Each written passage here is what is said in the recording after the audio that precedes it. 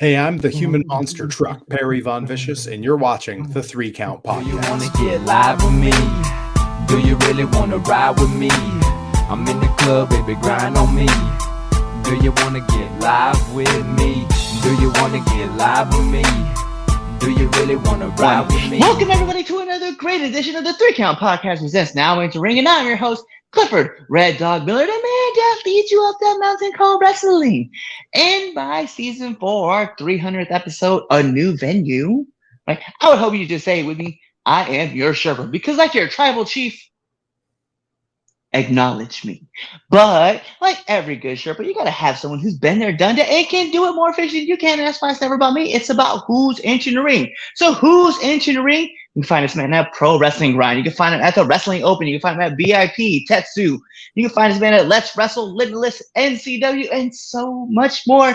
He is tall. He is strong. He is the human monster truck, Perry Von Vicious. Hey, thanks for having me. Hell yeah. I'm super hyped because like we've run into each other a few times, and finally I was like, let's get you on the podcast. I was so hyped. Yeah, happy to do it.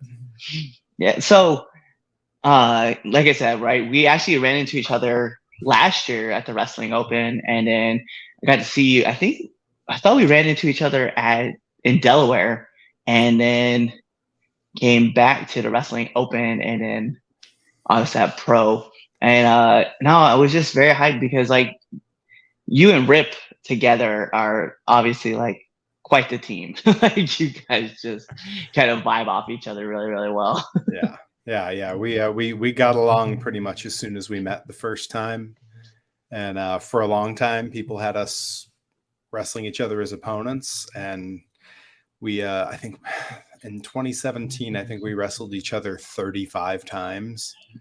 And we were sick of it, so we decided we'd start teaming together so people would make us stop wrestling each other. But you can't beat having good chemistry. Like that's the best part about it, right? Because like, you know, yeah, in 52 days or 52 weeks, right? 35 of them you're wrestling your friend, but you guys are putting on great matches. You guys have a lot of chemistry with each other, you know, so obviously like, you know, people are going to come back and pay to see you guys just work like all over the territory. So I guess it kind of makes sense that you guys were having fun, just kind of tearing it up. But like you said, you get sick of wrestling the same person over again. You kind of want to explore, expand, and see how much you can grow in a time period. Yeah. We had a lot of really fun matches. We did some crazy stuff. And you know, after a while though, it kind of got to the point where we didn't have to talk before the matches at all. We could give each other a look and know what was coming next. And that's cool and it's fun, but boy, you know, variety is the spice of life and you need to do stuff different. So we figured teaming up ensured that we were less likely to have to wrestle each other. Also, I think Rip's not used to getting thrown around the way I can throw him around, and I'm not used to getting hit as hard as Rip hits. So it was a nice break for both of us. I like it. So answer me the question. I've been wanting to know this. Like, who is Perry Von Vicious? You know, depending on what year in my career you asked me, the answer would have been totally different. You know, I started as a rich snob character, and I would have given a very different answer then. And then I was sort of, I'd always joked that I was Uncle Sid's favorite nephew because Sid Vicious would theoretically be my uncle.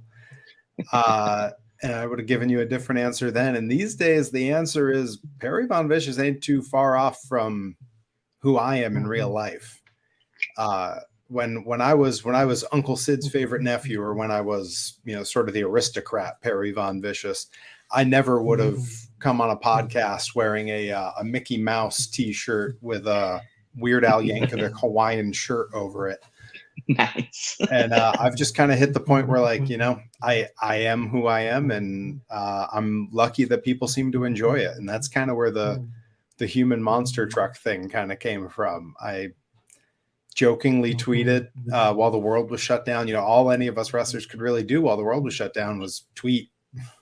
What else were you going to do? And I just one day I was watching a match of mine where I was kind of bowling over my opponents, and I kind of chuckled to myself and tweeted, "I'm Perry Von Vicious and I'm a human monster truck." Immediately I had messages from a bunch of my friends in wrestling that were like, "Yo, keep that. That's really good." And so I was like, "Oh yeah, I'll just," so I changed my Twitter like display name to the human monster truck, thinking like, yeah, that's kind of funny. And then the world started coming back, and I was doing some promos for some upcoming matches, and I thought, you know what, I'm gonna sneak a couple like monster truck clips into the promo, just see, like, that'll be kind of funny. And people really responded and really liked it. So I immediately hopped online and ordered a bunch of like old school retro monster truck shirts and like cut them into crop tops, and started wearing those to the ring, and people really like that too. And big surprise, there's a crossover audience in wrestling fans and monster truck fans. who'd have ever thought, right? It's just weird. And it worked really well, and it's been incredible for merchandise, because every wrestler, their shirts, it's name, picture of them, name, picture of them, name, picture of them. You go down the merch table, it's the same the whole way down. You get to my merch, there's monster trucks on everything. And whether it's adults or kids, they all get a kick out of it, and the stuff is sold really well, which has been fantastic. It's interesting you bring up like the whole merchandising thing, right? Because like everybody's trying to find like their way of like reaching the audience differently, right? And like for you, obviously, it was like the monster trucks, right? I know, especially for me, it's always coming down to like, I'm always trying to think of something that somebody else hasn't done yet.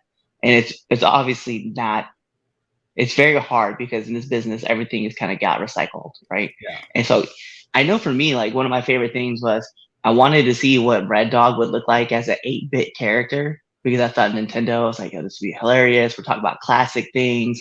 It's all coming back around. So I had like one of my t-shirts made into like a video game cover from like Nintendo. Yeah. And like a lot of people have responded to it. They're like, oh, I remember how like Mario used to look back in the day. I got to get one of these shirts. And I was like, all right, cool. Maybe we're on to something here. And I've always thrown so much out at like just to try different things, because I want to see like what takes off and what doesn't. So whether it's like Red Dog dressed up as like Agent Venom from like the Spider-Man universe, or to an 8-bit version, or just to the I Am Legend logo, like I thought that was funny. And I think about how would my audience respond, and how the audience would respond to me. And I like to, and that could be, and it has to be like, not to toot my own horn about it, but I like looking at shit that looks cool. And like looking at your table though, the way you and Rip have your tables like set up, it's just filled with so much character and fun that people have to stop and come talk to you guys. Yeah. We we try to make the table and everything there kind of look unique, but we also want it to really represent us well. So like, a lot of Rip's merch, there's like a heavy metal influence, and there's an influence from like kaiju, like monster movies. This is just stuff that he loves. And then my stuff, you see like there's influence on it that's like, I had a shirt for a while that was done in the style of the Looney Tunes. I sneak like Weird Al references into stuff that I do. I have monster trucks on them. I definitely had a shirt that was a little bit of a tribute to Uncle Sid. I sneak all that stuff in there, and I think people respond to that. When people can see that it's something, when people can see that you're being yourself and you're projecting that, whatever little part of it they can relate to, they really latch on to. And, I think it took me a long time to realize that was going to be the thing that made fans really connect with me, was just allowing myself to be myself, and not necessarily being a character that was placed on me. It was funny because like when I first got started in the business, I thought like your trainer like gave you your character, and then like you just had to like figure it out from there. And I didn't realize like how much control I had over everything until I think my first, it was like 18 months in, and then once I realized that, I was like, oh, I don't have to be this dude. I can kind of just be whoever I want to be. Bro, I'm dropping this whole gimmick and doing something else.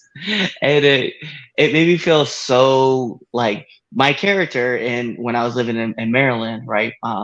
For those who didn't know, right? Because he just he was very stoic at first, right? And I thought that's so far from where I am. Like as far as like being former military, as like I had a lot of dark humor that I like to laugh at and stuff. And so I wanted to build my character like around that kind of deal and have a lot of fun with it. And I think that like it goes back to what you're talking about. There's if people can connect with you, genuinely connect with you on something that you're trying to portray, and they can relate to it, they gravitate to you so quickly, and they don't want to let go. And it was something like I realized after I was watching. I think it was Just Incredible was like talking about it, about how he got fans connect to him as PJ. And so once I like realized, it's like, well, I want to extenuate like the fact that I just laugh at people as I'm beating their ass, that I want that to be like the focal point of people be like, I would do that too. I think I like this guy. Yeah, well, and it also it makes it easier for you. Like it's not just that the fans can relate to it more. It's also like you start to embody your character in a stronger way because it's stuff that you love. It's a part of yourself that you're excited about. The fact that fans, I have different fans talk to me for different reasons. I have ones that come up and talk to me about 3D printing. I have ones that come up and talk to me about Ninja Turtles. There's fans that come up and talk about They Might Be Giants lyrics or Disney parks. Like, because I just throw everything that I love out in the open, I give so many more opportunities for people to have something that they connect with me about. But it also means that it's just fun for me, because when I'm tweeting or when I'm doing a promo for a match or whatever it is I'm doing, it's all stuff that interests me. I'm not having to portray a whole lot of anything. I just get to be me and be excited about the stuff that I'm excited about already. And I think that again carries over and makes what you're doing feel so much more genuine. That's when you look at characters like The Rock, Stone Cold, the thing that made them, so powerful to people, Mick Foley, even what made people love them was that they were as genuine as they could be. Even when Mick Foley is portraying like early Mankind, like you could tell he was into it. Like, he didn't hate that character. He wasn't being made to play a character. He enjoyed it. And it's so easy to connect with someone when you can tell that they're doing something they love. Yeah, I love that reference, especially with Mick Foley, because like Mick is one of those guys that like he legitimately threw himself into everything and never had to feel like he was out of place. Like I think that's what made him such, other than the fact that he's a great wrestler as well. Sure. But he just knew his character, and then he's like, I'm just gonna sprinkle like these little things in here about me that I really enjoy, and people are gonna relate to it too. And so whether he was like Dude Love or Cactus Jack, Mankind, Mick Foley, Santa Claus, right? He did it all. And I genuinely, I remember like seeing him in Maryland and like just being able to talk with him about like just how he got his characters over and just having those conversations. And he was just like, you just got to learn to love like the character. And once you like figure out the character's world and the love of it, you just can run with it. And I was like, that's like, it blew my mind. Yep. So how did you get into the business? There's always, everyone has the story of when they're a little kid, like the first time seeing wrestling or whatever. For me, there was a very long time between that and actually wanting to be in the business, because I didn't grow up in a house where we watched wrestling. It just wasn't a thing in my house. By the time I was in middle school, it was like very early Attitude Era breaking. So like every kid watched. So of course I watched, and there was the great video games at that time. You know, we had No Mercy and all those coming out. And like, you know, you get a group of friends over with a pizza and some Mountain Dew on a Friday, and everyone stays up till 3 a.m. making creative wrestlers and having ladder matches. Like, yeah, pretty soon I'm wanting to tune in and see the show. And so I watched for a long time there, and then college came, and I was never an athlete. I was in a punk band. I was a theater geek. I had no business setting foot in a wrestling ring other than I was a performer. What happened was I had this huge growth spurt, hit 6'3", and at the time I was 300 pounds. So I was a mountain of a human. And I don't know if you know this about theater kids, they're small. And so I was in college, and all of a sudden, even though everyone liked my performances, it was very hard for me to get good roles because it looked ridiculous to put me next to anyone else on the stage. I just towered over everyone. So I was no longer in contention for like leading roles. So I quickly was souring on theater, and some friends of mine were kind of saying like, didn't you watch wrestling when you were younger? Don't you still watch it a little now? Like, that's basically just theater for gorillas. Like, maybe you should give that a shot. So when I finished college, got my degree, the following, like the very end of that August, like, you know, graduated from college in May, like late August, I started training at Kevin Landry's Pro Wrestling Combine. At the time it was in Palmer, Mass. I believe it's still, I know it still runs. I don't know what city they're in now. And, but yeah, that was kind of where I started training at the time, training under, now known as Thomas Santel. At the time would have been known as, Antonio the Promise Thomas, one half of the Heartthrobs on WWE, training under him. And then, I wrestled out here for a little while, then moved to the West Coast, trained with All Pro Wrestling and Big Time Wrestling out there, wrestled, you know, out there for 8 years, then came back, and here we are. It's incredible to hear everybody's journey about like getting in or finding their way through, right? Because, you know, you and I, we were sitting there talking, and I was prior military, like prior to even getting out, right? Getting into the business. And I was over in Hickam Air Force Base, Hawaii, and I always wanted to get into pro wrestling. I was always keeping my eye on everything. And then when I got out, I was like, I don't know what to do. Like, I was crazy enough, I was living in Massachusetts, and I didn't know what to do. And I was like, well, where am I going to go? And I decided, I was like, well, let me apply for some jobs, right? So I put in for a job to be a writer with the WWE, and I was like, this is going to work out. And it just never did. And I never thought about like, hey, let me go try wrestling school, right? So when I moved to Florida, the following year, there was a couple guys that used to wrestle at a UFN, right? And they're like, hey, you should come check it out and try it and try to see. I was like, okay, yeah, I definitely want to. And I just never did, right? I never pulled the trigger.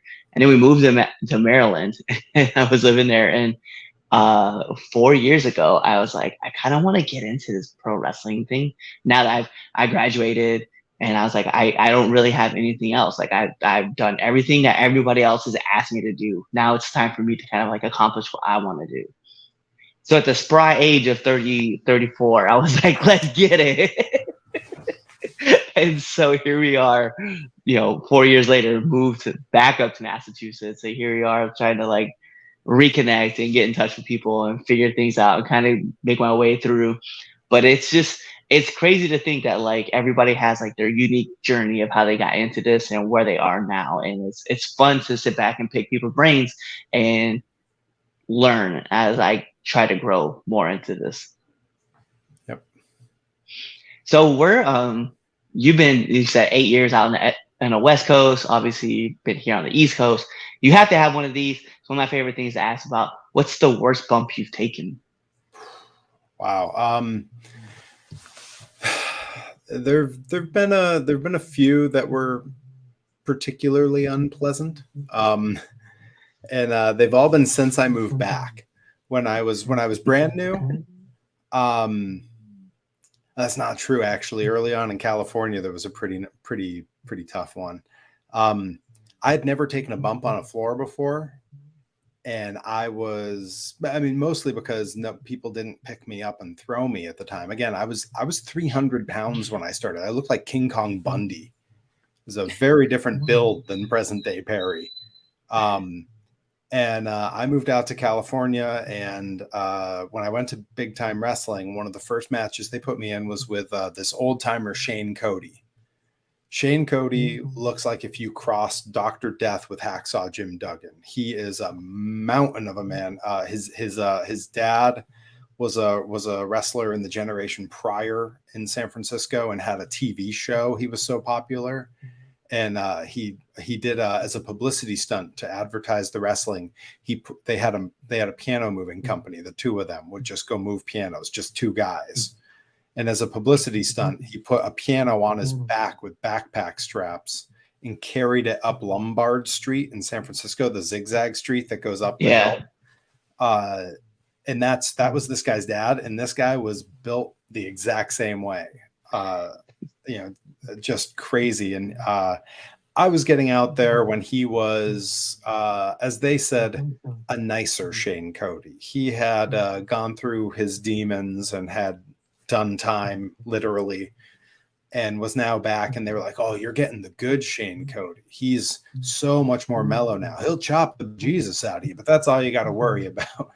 And so there I am, this pasty pudgy kid who's been in the business 2 years, and I'm like, oh, okay. It turns out that I approached him exactly the right way. I just said, what would you like to do? And he said, do you have any ideas? And I said, I'm happy to do whatever you like. I can give ideas if you want them. And he goes, all right, let me think it over. And he walks away. He comes back and he lays out this match that is super violent. Like he's going to be blasting me with chairs and all this stuff.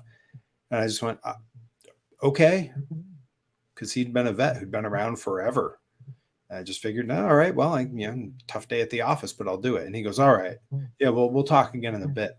He walks away, and about 2 seconds later, he comes back and he says, scrap all of that. As soon as the bell rings, I'm going to grab you by your hair, throw you out of the ropes. We're going to go over into that bathroom over there. We're going to shut the door. I'm going to hold it shut and slam on it. We both shout a bunch. You get your head all soaked, wrap yourself up in toilet paper. I'll throw you out, pretend like I gave you a swirly.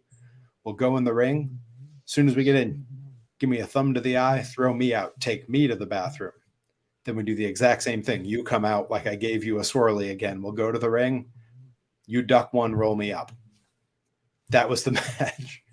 It was just Looney Tunes jokes, basically. It was a Bugs Bunny match. And I found out that he gave me that nice, easy match because I had said, whatever you want to do. And I just agreed to all his ideas. It was like he was testing me. That was a small show. 2 days later, I wrestled him at a big show. We went from a place that held 180 to a place that was sold out with 600. And he says, hey, kid. Guy was a great character. He goes, hey, kid, tonight's going to be a little different. You did great. No problem with anything we called, but, this crowd's going to want some stuff. So as soon as we got out there, he almost immediately threw me out of the ring and hit me with a chair. But it was the safest, softest chair hit in the world. And then he gave me a slam on the concrete floor. He bumped me as safe as you could hope, but I was 300 pounds coming down a perfectly flat back bump on a concrete floor. The crowd was quiet because I'd just been hit with a chair, and they were all kind of like, whoa, because it was the first thing that happened. Matches didn't start that way in 2000. Gosh, it was 2009. Matches in 2009 on the indies didn't start with a chair shot, at least not in Northern California. So they were quiet, and he picked me up and he gave me that slam. And I don't know if you've ever dropped a raw chicken breast on the kitchen floor. Yeah, I have. I know exactly that sound. There's a bit of a thud, but there's also a slap noise. Now make that chicken breast 300 pounds. That was the sound I made. And it felt like it sounded. It was terrible. all the bumps after that, nice and easy for years. Everything's nice and easy. Come back, I have a street fight with Johnny Idol. And there's this big deck. It's an outdoor place where the ring's set up on this big, beautiful deck at this outdoor brewery.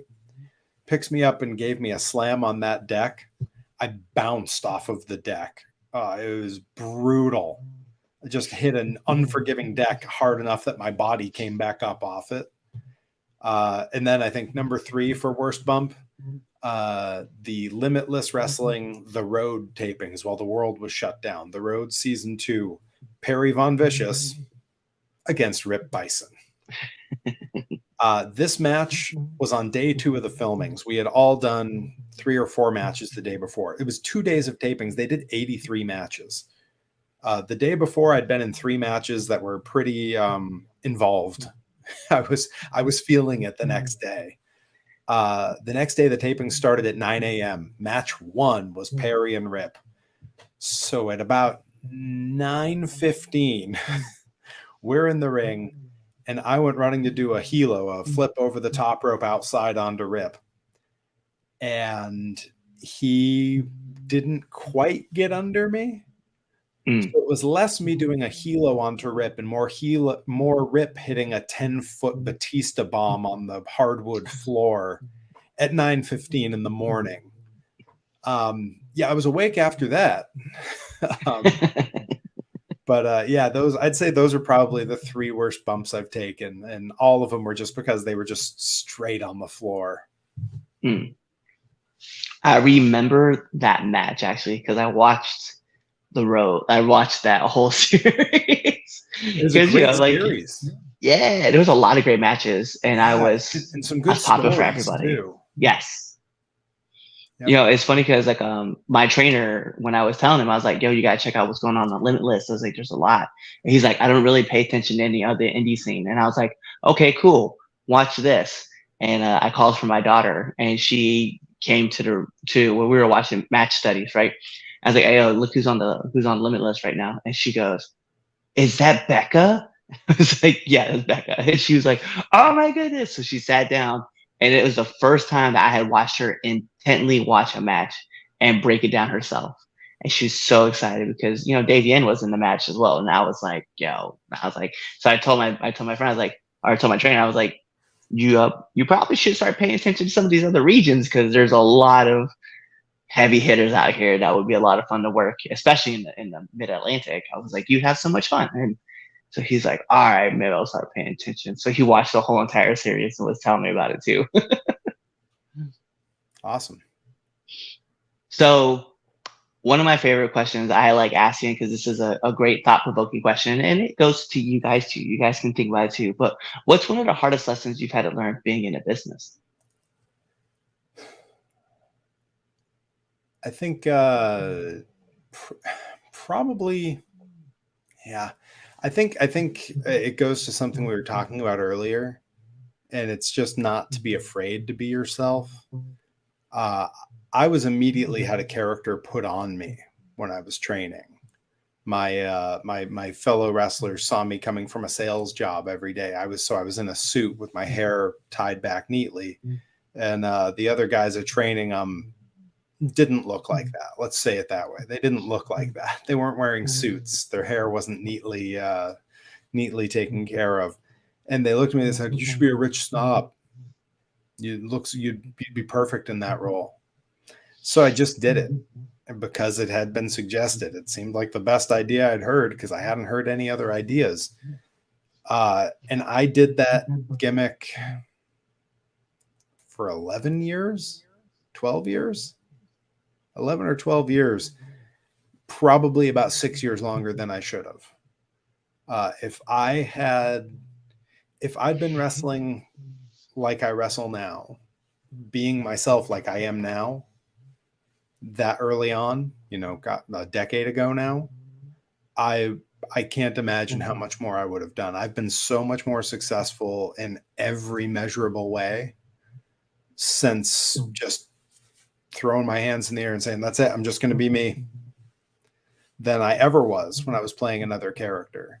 And that's a hard thing to do because there's a safety. in playing another character. You're hiding, even if you don't wear a actual mask, you're still hiding behind a mask. A character is a mask.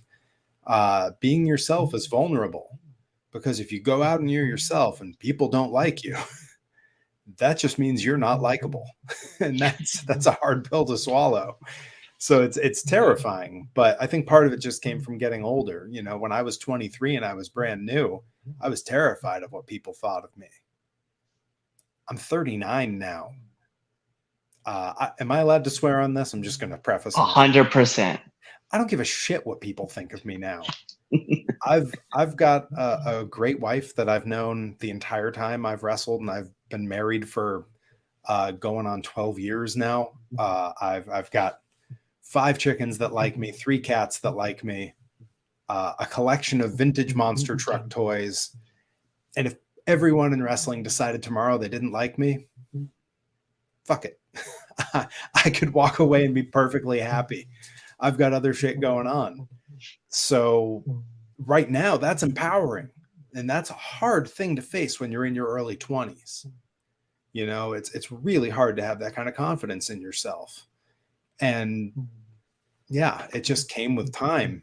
But when I see someone like you mentioned, Becca's a great example. Man, does Becca know what she's doing. She figured out what she thinks is interesting and funny and cool and likable and not likable. And she plays all of those things perfectly. And I see, Rip figured it out. It took him a while, but he got there. And Delmy has figured it out. There's so many talents much younger than me who I'm so grateful are able to see that. And it's benefiting them in huge ways. I mean, Alec Price, same thing. They figured out exactly who they are, exactly how they want to present themselves.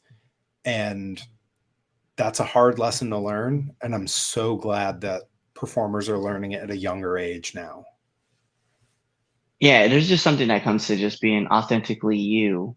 And even if you want to be in character, right, you just pour so much of what you do into who it is. And I know, when I was down in Maryland, people laugh because there's this spot that I like to hit where I legit hit the Ms. DDT, but I say I have a grenade and I throw it up in the air and everybody looks up and then I hit them with a DDT. But it's something that I would just naturally do anyway, and just playing jokes. And it's something that I like to accentuate, just that side of me. So I love the fact that you were able to find out who you were and then just exemplify that. And then, like you said, at the end of the day, if you leave with all your monster trucks, you don't care if anybody else don't like you. You like you, and that's important. And especially when I get ready to leave this business as well, I want to be able to be you know what, I was unapologetically me. I think when I got into this, I wanted to always be like that mercenary character, but I also told myself hey, I don't want to accentuate the military side where it's hey, you're strong, you have a plan, and you're just gonna be stoic about everything. And it's no, I want to be the guy who just has all the fun, and people are even though he's getting his ass kicked, he's enjoying what's going on right now, and get behind that. I think if there's a second lesson, because there definitely is, don't always listen to the old vets. They mean well, probably, some of them, most of them. But you got to look at what they're doing present day. If they're not doing stuff that's relevant right now, don't bother listening to them. You can learn the mechanics from them for sure. The meat and potatoes, how to be safe. Absolutely. But any other career advice they give you, I can't think of a veteran who gave me good career advice, even the ones who really meant well. Just the worst advice every time, without fail. Some of them, I think it was malicious. Some of them, see someone who's kind of naturally gifted at certain parts of this business, and they feel a little, my spot could be going away if there's too many young kids like this. Other ones are just out of touch and they mean well, but their advice is outdated. So I say, look around at your peers, see what they're doing that works. That's what you can learn from. And in my case, it's not even looking around at my peers. It's looking around at people much younger than me. don't worry. I'm right there in the same boat. I'm like watching everybody else. I'm like, that's interesting. Might want to have to try something like that, but not do that because I know I'm not old. I'm too old to be doing things like that. Before we get into my favorite part of the podcast, I do have one final question to ask you. But it's a fun one. So you've been around up and down this great country of ours, wrestling. And you're about to be going international, right? Not that you haven't been, it's just that, we know you're going. By the time this episode comes out, you probably already be in Japan. But the real question is, I need one do and one don't of the locker room. Okay. So don't. I've got a very good one. It's one that I think is underrated. Do not put anything on the floor at all. It's okay to like set your gear down while you're getting changed.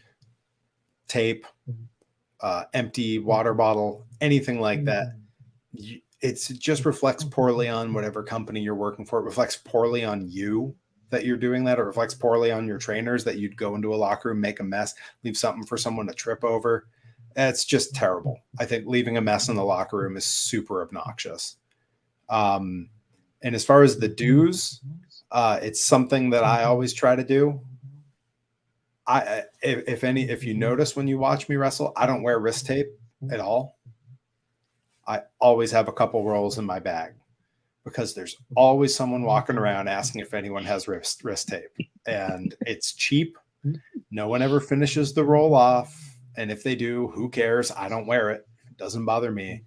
I literally will be in like the dollar store and just buy a couple rolls and throw them in my bag. It never hurts to have. And people are always grateful. You're always that guy who helped someone out. And that's always a good thing. I like that because I am that guy. And it's even better when like you're like, hey, when someone's like, hey, does anyone got wrist tape? I was like, what color are you looking for? And they're like, you have colors? Like, yeah, just which one? Well, that's right. To me, that's the two most common spots in pro wrestling: tackle, drop down, hip toss, quit the business, and grab a hold, work up, 3 shots, hit the ropes, duck 1, walk around asking if anyone has wrist tape.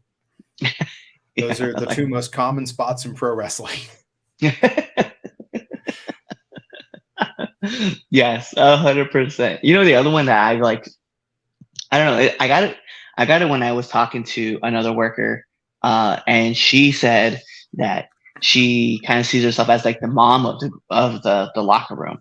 So something that she does is that she has like a little bag of like wrist tape, Advil, some kind of like compression. So like whether it's like BioFreeze or Icy High or Tiger Balm, right? She has that.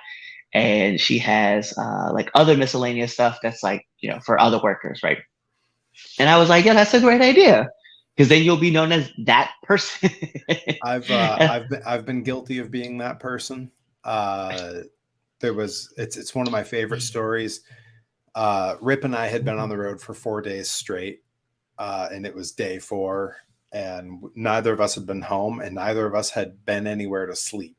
We'd been driving through the night to get to our next shows. They were all over the place. We left like Thursday morning.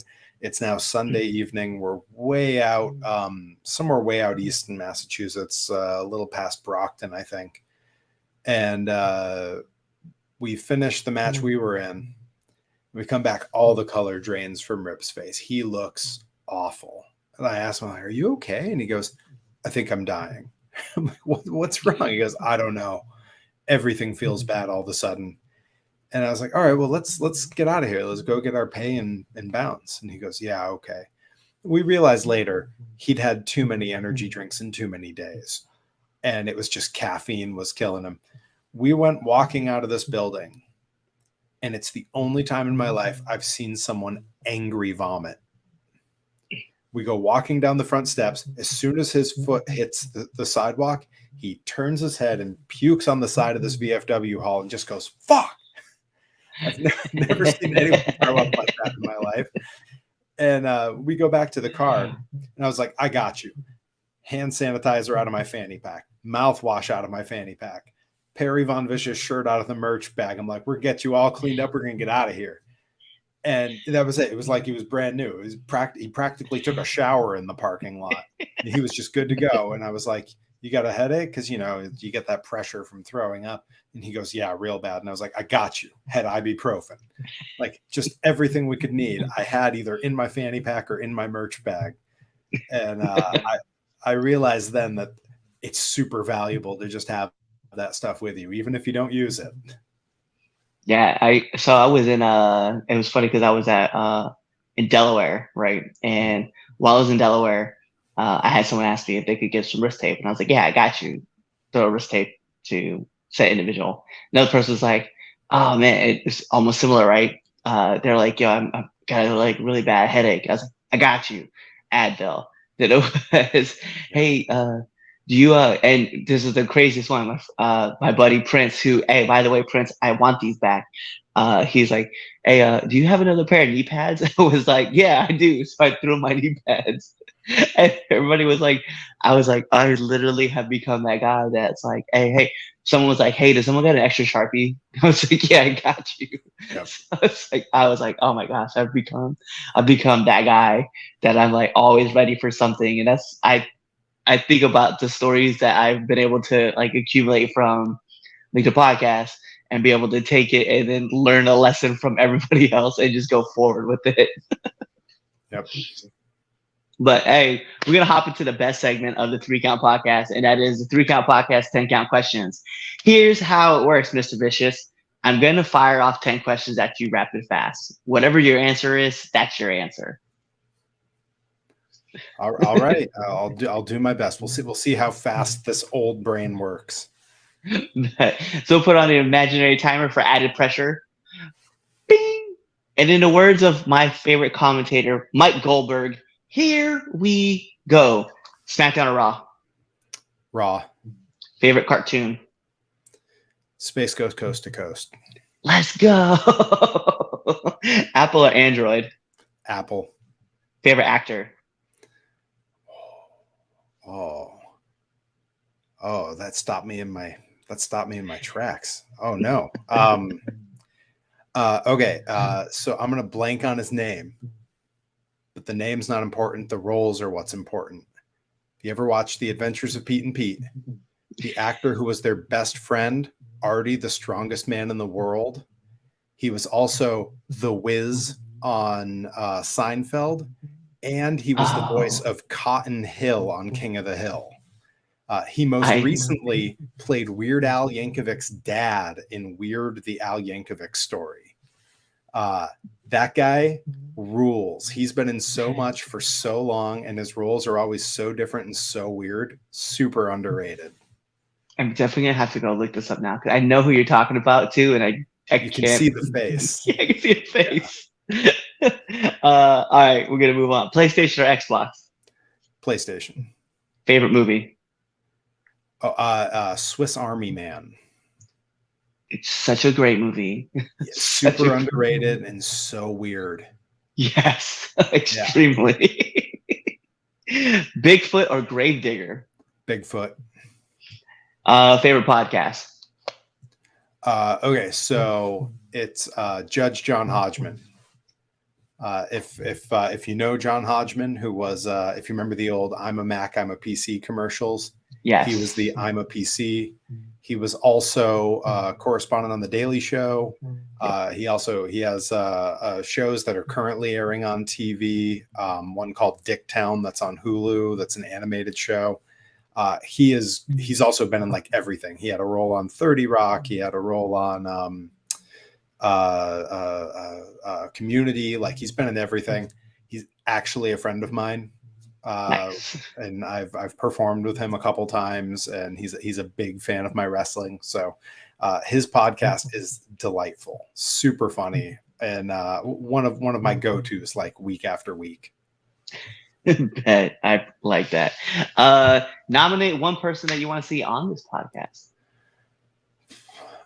Let's see. Hoping that they haven't been on already. A super interesting interview is Levi Shapiro. He's my best friend from California. He's been wrestling almost as long as I have. Heavily involved with West Coast Pro. He's a former champion of all pro wrestling out there. He's kind of gone everywhere and done everything, and he's out with an injury right now. He's recovering from thumb surgery. But he's a great interview, loves old school wrestling. He's got an encyclopedic knowledge of all wrestling before 1984, which is crazy because I think he was born in 89.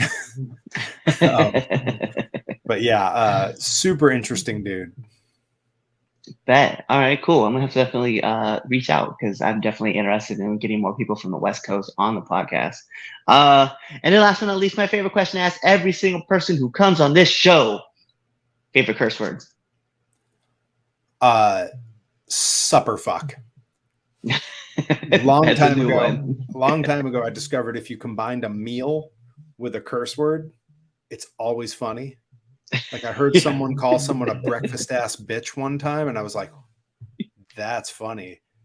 And then I dropped supper fuck at someone and just floored them. So that's been in my head for probably 15 years as like a curse word I never get to use, but it's so funny. I like that though. It's pretty good. I like that. And now that I want to start combining other stuff with curse words to see if I can make it even better. Oh yeah. Brunch bastard. Like it just goes forever. Yeah. You got to get creative with it and start finding like alliteration sometimes works in it. But like, if you find like a meal people don't think of, like 11sies from Lord of the Ring, like you could do something with that. Like there's all kinds of combos and it never really stops being funny. Yeah. I agree. Just thinking about like just random shit that I would say. I'm like, oh, I definitely could get away with a lot of this. And now I'm like starting to play with ideas of different words and different curse words. I'm just waiting for the day that I can call someone a sunset fuck.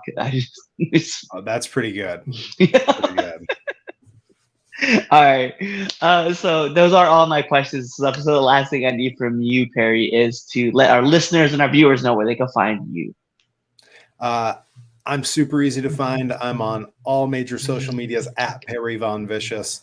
I've had them forever. I get them whenever a new one comes out. You can find me youtube.com/Perry Von Vicious. I have a vlog pretty much every week, hit or miss. And I have a live stream that goes up on my YouTube every week, or you can catch me live 9 p.m. on twitch.tv/Perry Von Vicious every week. Sometimes I'm 3D printing. Sometimes I'm painting my figures. Sometimes I'm unboxing stuff from fans. Sometimes I'm playing video games. Just yesterday, I was playing Monster Jam Steel Titans 2. And spoiler alert, I'm terrible at video games, but it's a fun hangout, and I have some cool folks that tune in pretty regularly. So yeah, Perry Von Vicious everywhere, like pretty much across the board, you can find me. Well, he told you where you can find him. He gave you his handles. He told you about his Twitch. He told you about his YouTube. He told you about everything else that's going on. So what does that mean? It means like every great part of a wrestling match, we got to take it home. Because this is the 3 Count Podcast Presents Now Entering, and I'm your host, Clifford Red Dog Miller, the man that leads you up this mountain called wrestling. And like every good Sherpa, you always got to have someone who's been there, done that, and can do it more efficiently. You can. That's why it's never about me. It's about who's entering. So who's entering the ring? You see him right here, the human monster truck himself, Perry Von Vicious. And you guys know what to do. Tune in to the next episode and be there, or you're legitimately following us on all of our social media platforms. You're subscribed to our YouTube channel. You're following us on Spotify. You're leaving those 5-star frog splash reviews that you would do on Apple Podcasts. Checking us out on Amazon Music, because we're there to buy all of our merch, right? ProWrestlingTees.com, 3 Count Podcast, or you're even looking at us on For Your Wear, 3 Count Pod. If that's a thing yet. I don't know. Chaz, come on, man. We got to get that thing done. Anyway, doing all that stuff. Tell your friends about us. Leave those comments. Leave those likes. Telling all your enemies about us. Telling all your family members. Even your Aunt Edna, who's been removed from the family tree 3 times now. But yeah, tell them all that stuff. Or you're really just kind of waiting for this episode to end. You're waiting for the outro. And then you're choosing another episode to listen to. Why?